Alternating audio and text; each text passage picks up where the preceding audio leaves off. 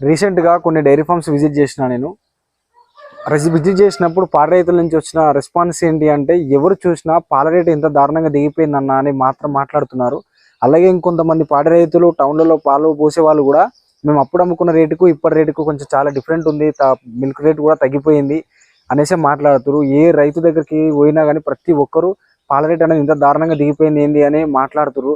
అసలు ఇంత దారుణంగా పాల రేటు పడిపోయిందంటే మరికొందరు ఏమంటారు అంటే, గత ప్రభుత్వంలో మేము పాలు పోసినప్పుడు మాకు మంచి రేటు ఉండే, ఈ ప్రభుత్వం చేంజ్ అయిన తర్వాత అసలు ఇంత దారుణంగా పాల రేట్ అనేది పడిపోయింది ఎందుకని ఏ రైతు చూసినా ఇట్లనే మాట్లాడుతున్నారు.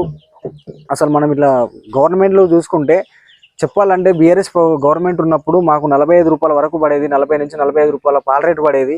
ఇప్పుడు ఈ ప్రభుత్వం చేంజ్ అయిన తర్వాత 35 రూపాయలు వస్తుంది. మినిమం 10 రూపాయల డిస్టెన్స్ ఉంటుంది.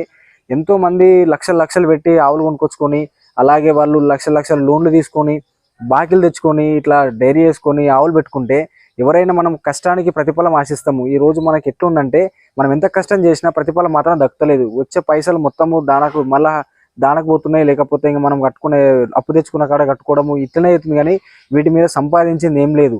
ఇంకా మనం ఇట్లా చూసుకుంటే మనం సంపాదించకపోవడప్పుడు మనం డైరీ ఫామ్ పెట్టుకోవడం అవసరం అని అంటే, ఇప్పుడు పాడి రైతులము మనకు తెలిసిందేంటి, ఇలాంటి ఆవులు బర్రెలు మేపుకొని వీటితోనే మనం బతకాలి. రైతులకి ఏంది, పొలంలో పంట వేసి దాని మీద బతకాలి. రైతులకు మాకు ఇది తప్ప మాకు ఇంకొకటి తెలియదు.